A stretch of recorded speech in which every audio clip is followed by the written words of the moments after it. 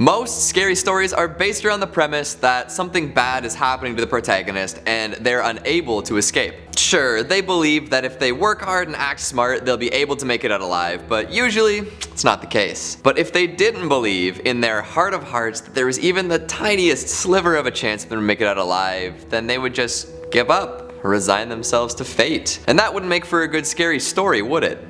Well, not everything has to have a sound narrative, yeah? Some threats will render you unable to run and hide and take your life no matter what you do.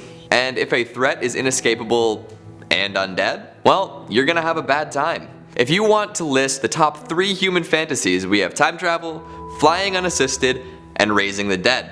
All 3 are currently impossible. All 3 will always end terribly for everyone involved, especially raising the dead. It's not natural. We should be able to accept graciously that that stuff is dead. And even if we can't, we need to accept that the dead will kill us too, especially if we bring them back. Hello horror heads, and welcome back to the scariest channel on YouTube, Top 5 Scary Videos. I'm your horror host, Keegan Hughes, and today we're looking at the top 5 scariest undead monsters you can never escape. So lace up your running shoes and grab a weapon that doesn't require ammo because you're in it for the long haul. Before we get started, make sure to give this video a big thumbs up and subscribe for more spooky content. Let's get started. Coming in at number 5, the Lich.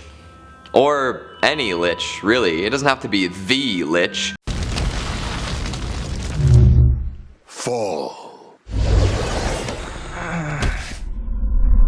Depending on your Lich sources, this being tends to be an undead sorcerer. Yes, it has control over magic and won't die. These fiends originate from a transformation of sorts, usually coming from a powerful magician who is skilled in necromancy. This mage obviously has a high level of control over the undead and decides that they would like to become one themselves. Through the binding of their soul and intellect to a phylactery, they can gain a form of immortality. Not true immortality, of course. They're still bound to a corpse after all, but immortality nonetheless. A Lich will regain its sapience and intelligence from its living days, and it will use these mental capacities to their fullest. Even though it's a cadaverous body, often desiccated or completely skeletal, the wizard has total control over hordes of lesser undead. They can use these armies to do their bidding, which might look like raiding villages, waging war, or kidnapping beautiful princesses. And if you ever piss off a Lich, you can bet they won't forget. As long as they live, which is a long time if you forgot, they will come after you with all sorts of necromantic powers and peons. Watch out. If you've ever watched Adventure Time, which I will always recommend, you'll know all about the omnipresent Lich that dwells beneath Ooh. This particular manifestation of inevitable death literally cannot be stopped, only suspended in time. If you try to kill him or change anything, the whole course of history is altered. Definitely not mathematical.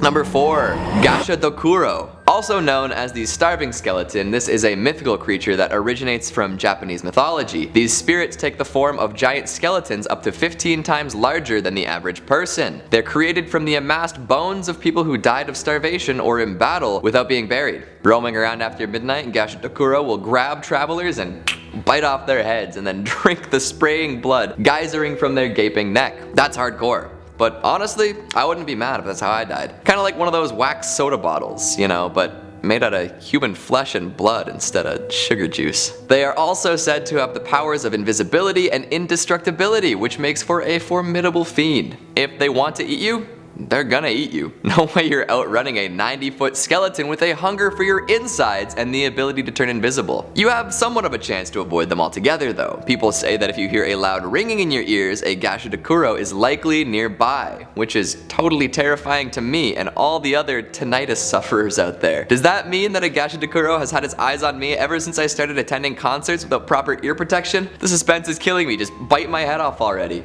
Filling out our number 3 spot. Mummies. If you ever stuck in a pyramid with a mummy, it's over. And sure, there are plenty of different mummies from all over the world, but today we're gonna focus on the famous dried out corpses of the Egyptian variety. Ancient Egyptians believed that the preservation of one's body was integral to living well in the afterlife, and therefore they developed techniques to ensure that bodies preserved well, and developed burial practices that correlated with one's social status. Elaborate tombs full of treasure were soon the norm for those who had high status, and of course, they had to develop some security systems to deter grave robbers. Booby traps, labyrinths, and of course, guardian mummies. So if you ever find yourself in an ancient pyramid full of booby traps and mummies, I'm very sorry, but you're not getting away. You will be impaled by a spike pit or have your head twisted a full 360 degrees by a big, burly, bandaged boy. You are not Brendan Fraser. Unless you are. Hey Brendan, if you're watching. That'd be cool. Speaking of him, many fictional mummies were inescapable for a different reason. They were conceived as romantic beings and love interests for the protagonists of adventure stories. A lively, sexual woman mummy would rise from the dead and act as a romantic partner for some treasure hunter or warrior. This trope was developed further over the years with gender roles being changed around and different scenarios being acted out. So yeah, another reason you can't escape a mummy is pure animal magnetism. They're just too hot to leave alone. And if you do decide to hop into bed with one, be careful. They've been buried for thousands of years. Maybe wear one of those dust masks or something. Filling out our number 2 slot, It. No, not Pennywise of the Deadlights. This cursed corpse comes from David Robert Mitchell's 2014 Fright Fest, It Follows. And if you haven't seen It Follows, pause the video right now and go watch it. You will not regret it. Okay, you watched it? All caught up? Good. Let me remind you what just happened. In It Follows, young Jay sleeps with her new boyfriend, only to be told that he has passed something sinister onto her.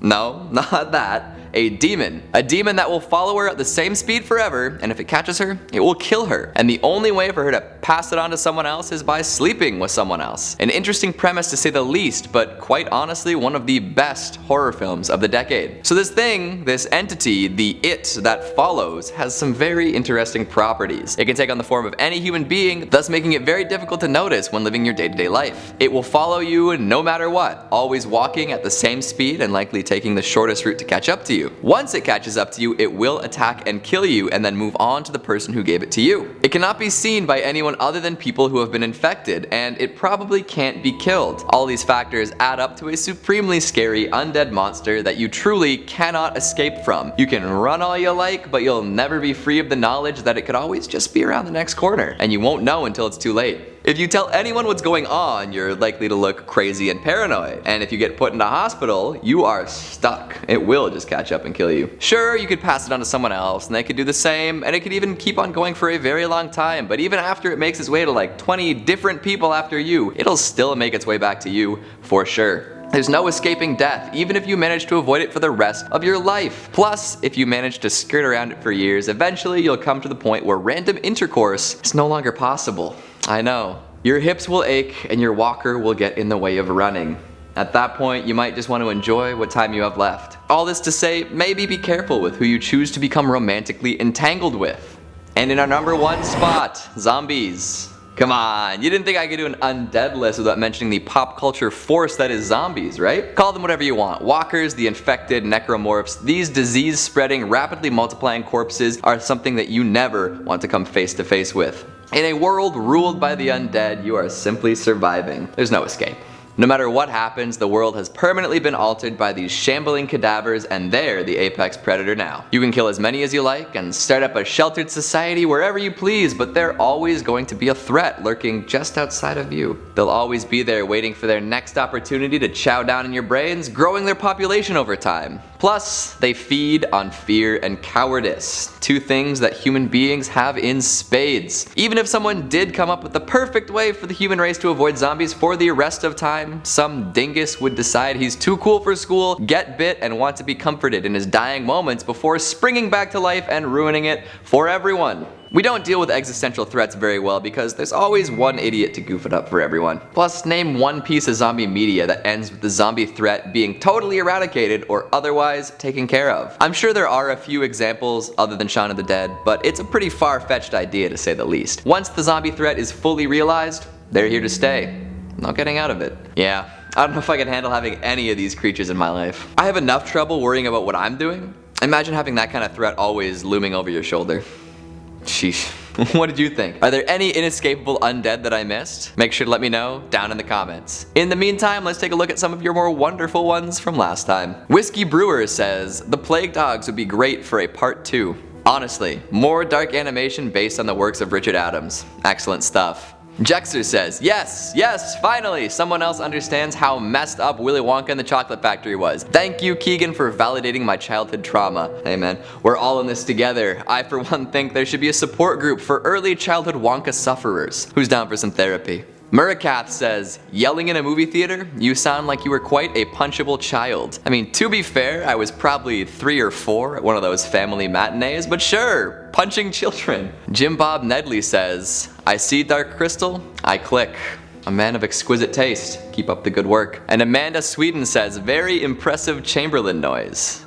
Thank you. I practice lots while watching the Netflix Dark Crystal. Every time you hear the noise, you have to make the noise. And that's all the time we have for today. Thank you for watching, and I'll see you next time.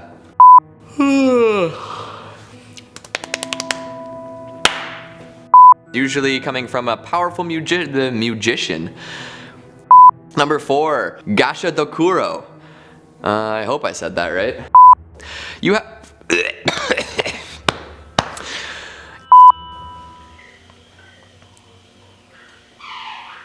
Oh yeah, that's the sound I like. Play it again. It's the greatest hits. What is this, the radio edit? Huh? Oh, they're going.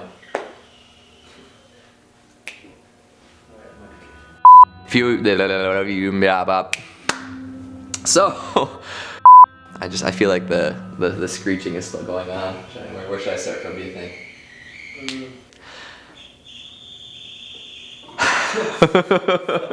They got some squirrels in there, I heard. Christ.